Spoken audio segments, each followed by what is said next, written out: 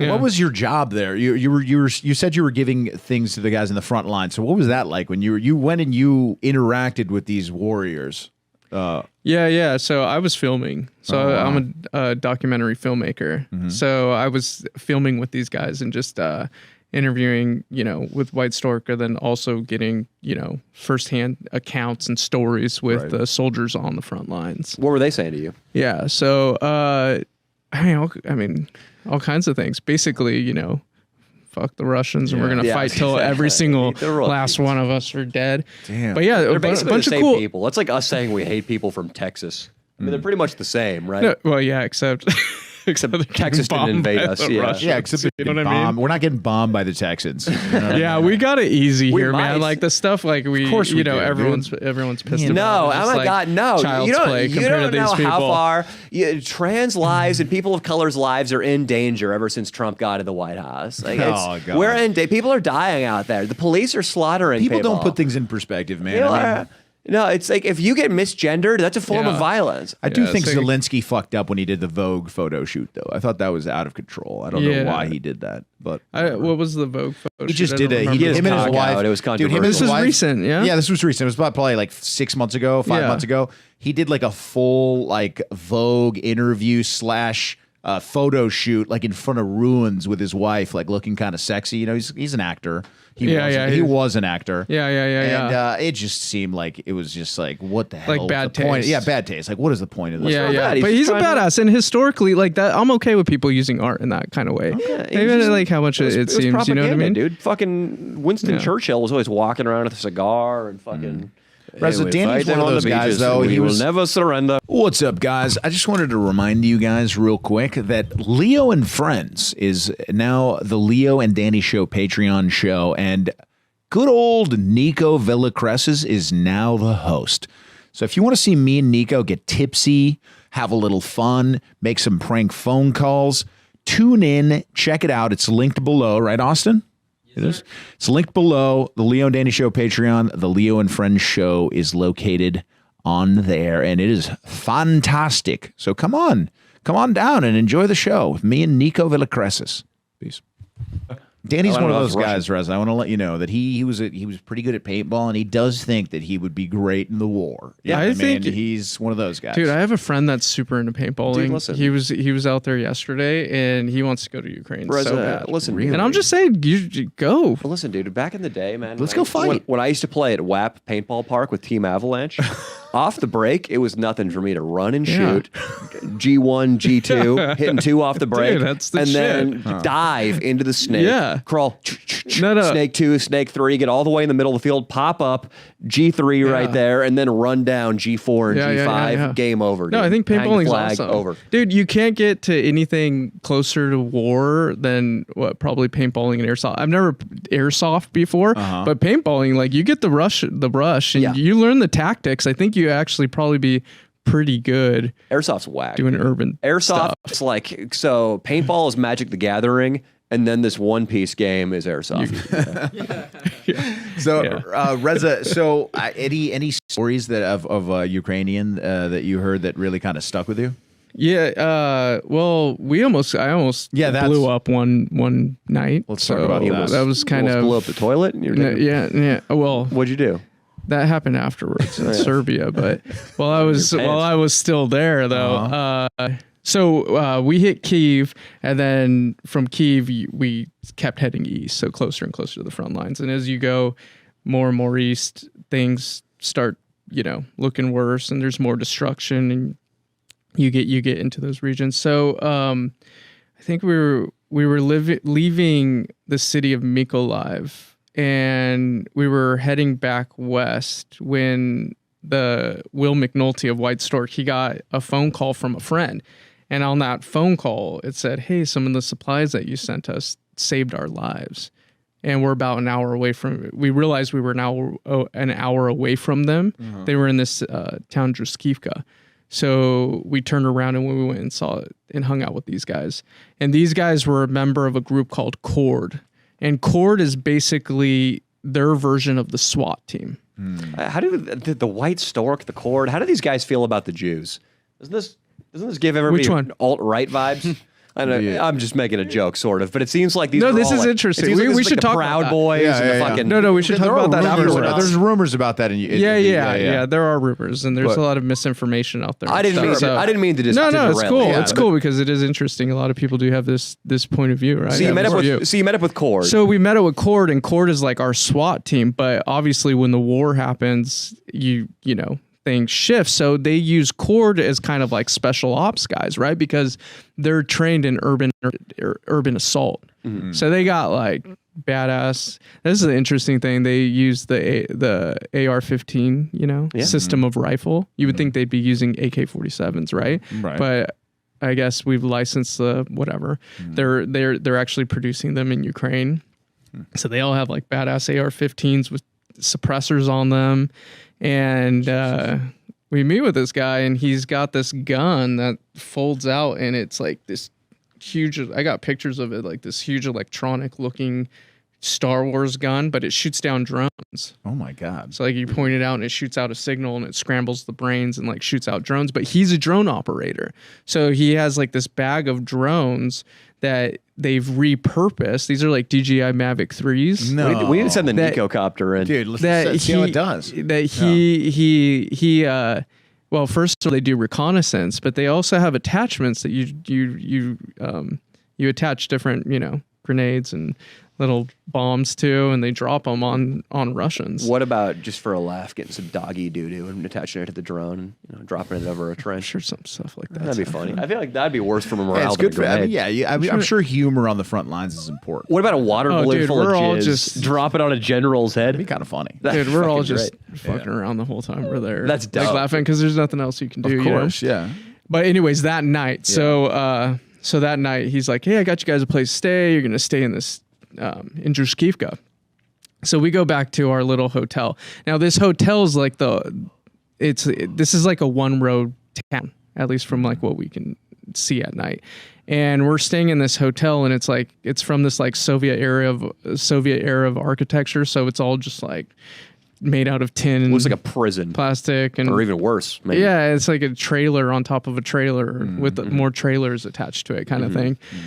And we're drinking till like 12 or whatever, and then we all go up to our rooms and go to bed. And in the middle of the night, at 1:30 in the morning, I'm fast asleep, you know, a few beers in, and I just hear this explosion, this like that rocks me to my core, right? And I instantly, from a dead sleep, just grab my bed and hold and like trying to like duck under something because the whole building is like fucking shaking, you know? And then Will comes in and he's like, dude, they're walking the missiles. So one had hit and I slept through that, and then the next one hit, and it's like right next to our hotel. God, dude. So then we all get up and we're like fucking run out of the room, grab our shit because it cracked the building and it blew out windows. So then we grab our shit, and then we're like, all right, let's head to the shelter. Well, there's no shelter. Oh, fuck. So for like the next 2 hours, we have to sit in the stairwell because that's the safe. But I'm telling you, like if an S-300, which is what they were shooting, it's a surface to air missile, hit this building, the whole building would just be annihilated. Yeah. What's the distance they're shooting those missiles from? I couldn't, you know, from where we were stationed. So we were in Druskivka, and they were fighting over a territory called Bakhmut.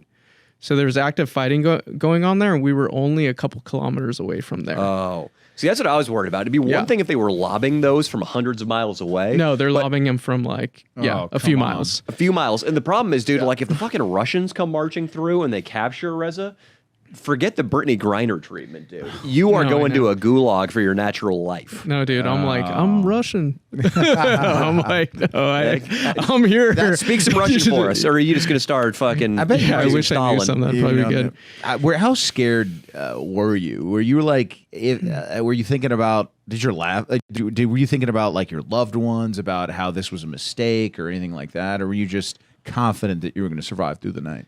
Yeah, that passes through your head. You know, when we were in the stairwell, we're all sitting there, we're trying to get reports. It's interesting when you're in the moment because, I mean, so much of the crazy shit that happens in the world, you you hear it from the news, right? And it's after it happened, and you have all this information. But when something's like fresh and just happens, and you have this like this sense of not knowing what the next step is going to be, it's pretty dreadful. Yeah, I can't imagine the anxiety level. I mean, you didn't sleep for probably a day or two after that, right? No, it's insane because by that time we were almost like 2.5 weeks in, and this woman is in the stairwell, and she's kind of crying, but she was actually the owner of the hotel, and she says all you can do is pray and sleep.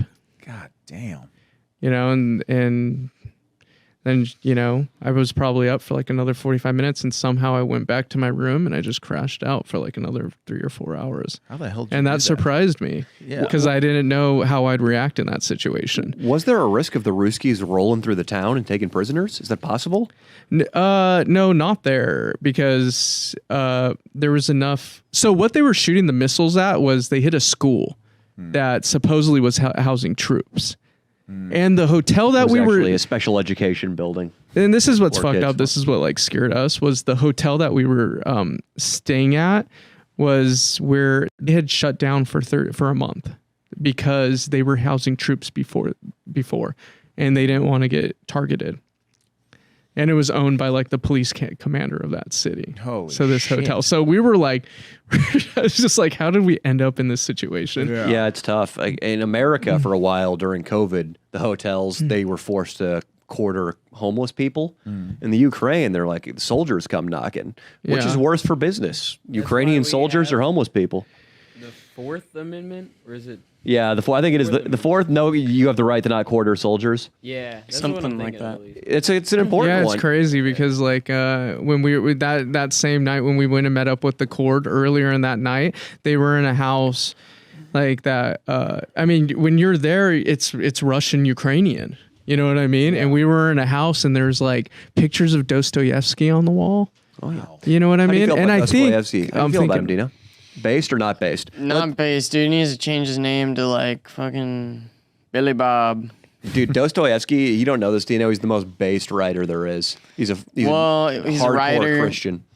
Did he write anything in the Bible? after the fact, though, right? He was always a hardcore Christian. That's Was the he? moral to all of his stories. This is, you need to turn over to God. But he wrote stories. There's one Crime Some and of his, Punishment, yeah, Dino, that fucked my head up. where this guy Raskolnikov kills an old lady with an axe. A hammer. It's an axe. It's an axe. Yeah, it's an axe for sure.